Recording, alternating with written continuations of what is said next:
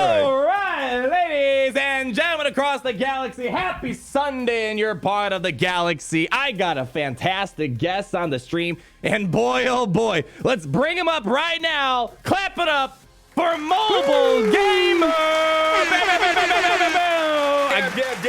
Dab. Okay, I got my toilet paper. I'm happy, so there we go. I gotta say, during these desperate times, we need your special pack to save us all. Put it on the screen, Gary.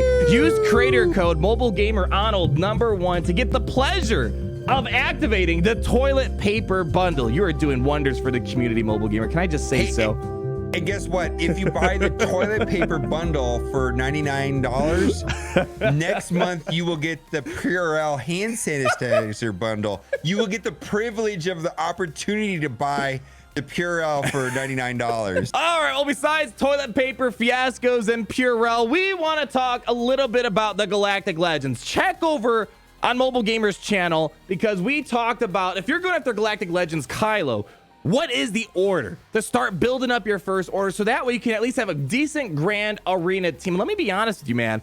I think most people are going to go after the first order because, one, the relics benefit those first order. Secondly, those characters are a little bit more exciting, and I just think they have some good all-around viability. Whereas we're going to talk about the Resistance today. Galactic Legends Rey. Rey who? You don't know who Rey is? Who's Rey? Let me tell you. All right, it's time to talk about our sponsor in today's video, Raid Shadow Legends, a free-to-play hero collector RPG game that you can play on your mobile as well as your desktop device. And man, there are over 400 champions to collect. And today I want to briefly talk about my personal favorite champion that is getting me so much work done in Raid Shadow Legends. And her name, baby, is Aphelion. This ability right here, getting higher blessing, transitioning into another turn with extra attack increases. Then she can just absolutely smash your enemies in the face with divine blades right here. This is the champion that once you get her, you're gonna want to go all the way as fast as possible with her. And as you can see with Aphelion, there's over 18,000 ratings. Yes, in Raid Shadow Legends, you have the community help you decide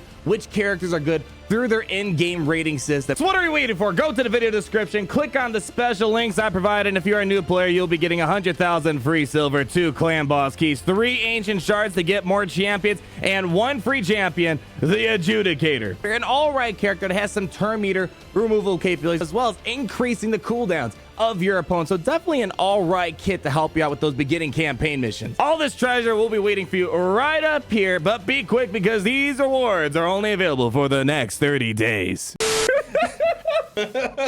Going after Galactic Legends Rey, what is the first character you should start working for on this list? Mobile Gamer, you asked me first in your channel. Let me ask you, what's the no-brainer to start off with?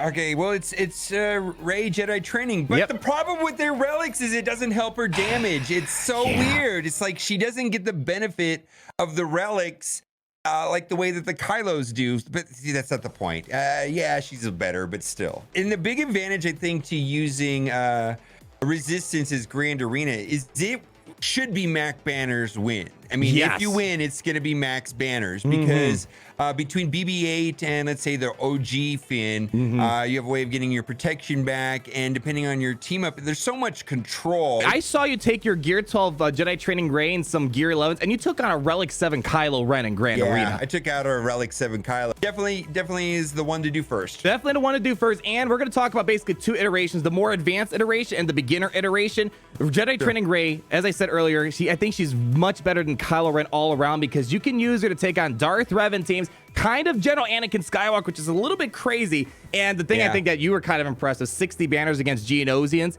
That's a pretty big highlight right there, which allows you to save up trades. So we spent a lot of time on Jedi Training Rey because I think that's the best place to start off with.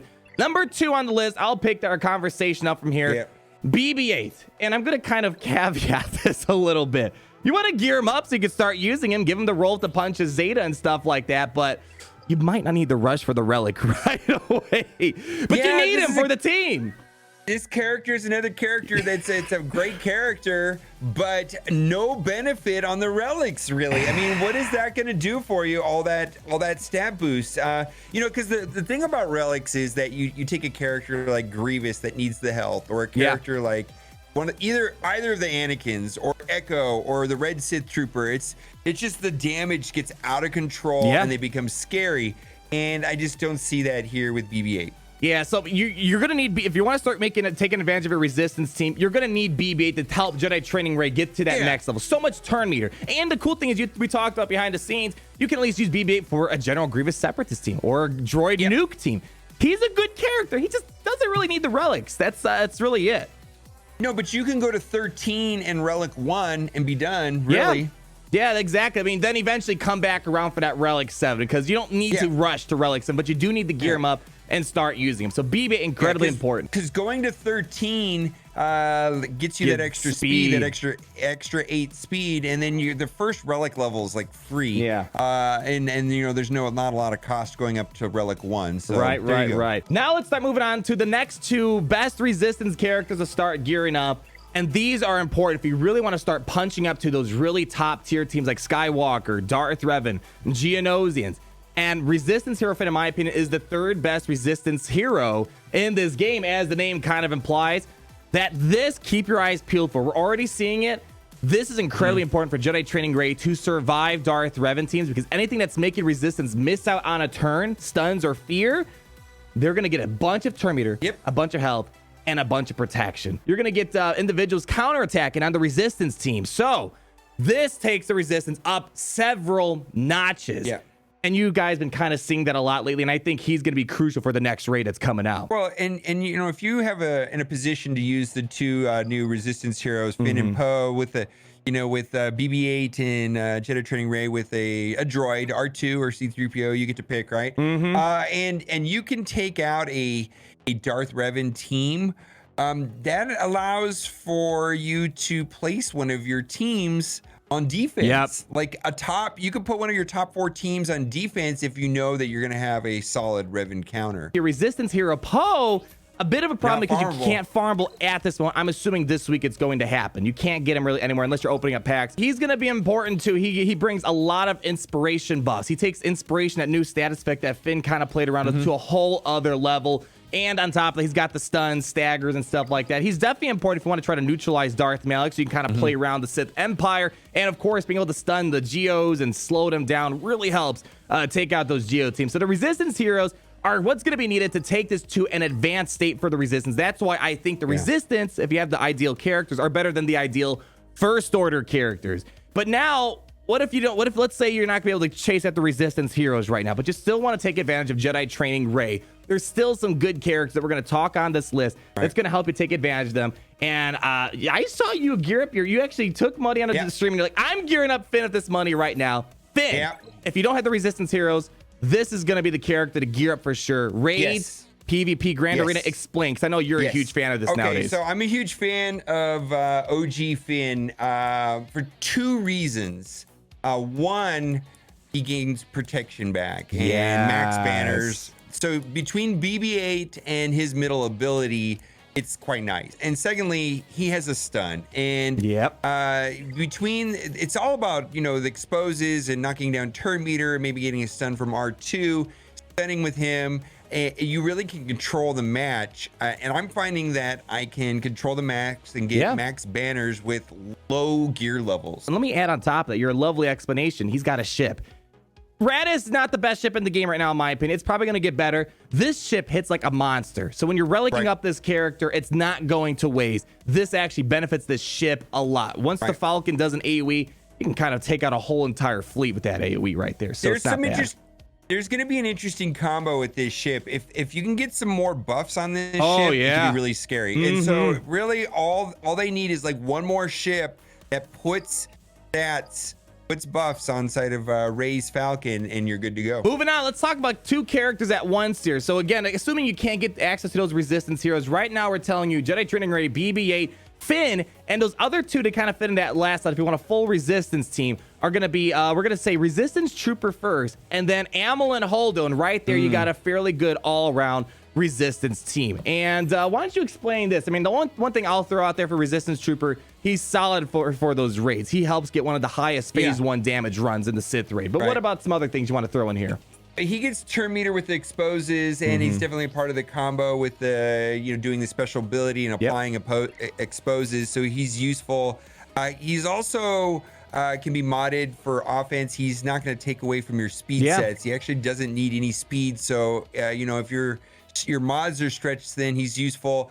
However, I prefer a droid a lot of times here than this guy, but he's not terrible. And Holdo, she's got the capital ship, so everything that you put in her is going to benefit that capital ship. Trying to get your capital ships out as fast as possible is incredibly important. I think we're still bound to see more love for the Resistance fleet. Nothing much to brag about, but at least with her, she's got some banner recovery, recovering extra health, extra protection. She's got some foresight to help the team survive. AoE dazes. What else do you want to throw on top of that? She's useful, absolutely useful, and also, you know, if her capital ship becomes a thing, you're gonna need to get her up as high as possible, anyways, to get the speed up on the ship. So there you go. I've actually seen people lose with their Commander Luke Skywalker against Resistance with Holdo. The dazes just slowed down their Chewbacca, and it was game over. So she could help create one of those top team Resistance lineups. Now, the last bunch we have here, this is where things kind of get a little bit dicey. And before we get into those dicey sections, we're going to bring up the Veteran Smuggler Chewbacca. Now, we kind of ignored Veteran Smuggler Han on your channel. You're like, let's go to Arnold's video.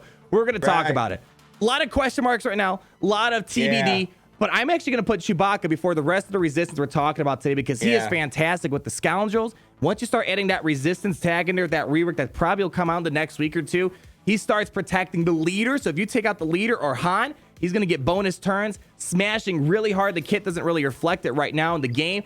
I think this could help form a second string Resistance team of some sort, maybe a Finn lead or a Poe lead within the two Smugglers, or who knows, maybe with the new Galactic Legends Rey, you're going to end up using Veteran Smuggler with the Jedi Training Rey or the new Galactic Legends Rey. They hit hard. They're underappreciated right now because they're just too constrained to Scoundrels right now. So what I'm waiting for to find out is, see, I'm not going the Resistance Finn and Poe, but if the vets with JTR and BB-8 and let's say another droid like R2 becomes a thing, where I can take out a top tier team, you know, one of the top 4 teams. You know, there's 4 teams that are just bonkers, right? If I can take out one of those 4 teams with that, ooh, I'm excited. I'm gonna rush through the last 4.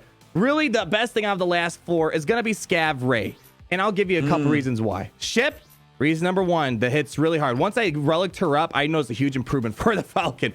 Secondly, it's kind of my little Arnold secret, but I've been finding a lot of great use out of her for light side territory battles. Once she's inspired through the Resistance heroes, using flurry of blows, she can churn through characters, and she's pretty fast, has decent damage. Not an amazing character overall. It's not a character you're gonna be like, oh my gosh, Scav Rey's on defense. Not gonna turn heads, but for PvP or PvE content, territory battles, she does have a little bit of use. And then kind of the last 3 we have in this list, I'd put Poe, OG Poe on the list, Resistance pilot, mainly because they have ships. They're important ships for the Radis. Other than that, they're not crazy characters. And lastly on the list, not because he's not my favorite character from Star Wars, Rose Tico. No ship, a character's kit that doesn't really fit really anywhere in the game right now. It could change. It could change, of course, but plus with her being a hard node, I'd much rather, if I was limited in resource, I'd be much rather hard node farming Resistance Hero Poe right now than Rose Tico. Can you make an argument for anything about Rose Tico right now? I'm not hating on her, just there's not a lot of place to use her. Dumpster fire. You know, Resistance is built on hope, and maybe you're going to be crying because you don't have that relic Rose Tico. Well, ladies and gentlemen, someday, but not right now. Ladies and gentlemen, check out Mobile's Gamers video and be sure to use the content creator code Arnold and Mobile Gamer, #1 best collaborators on Galaxy of Heroes. If you use it, you'll get the honor and privilege of getting the advertisement to activate the toilet paper bundle. Smash like, comment down below, scrub side, and I'll see all you lovely people in the next video. Bye! And cut.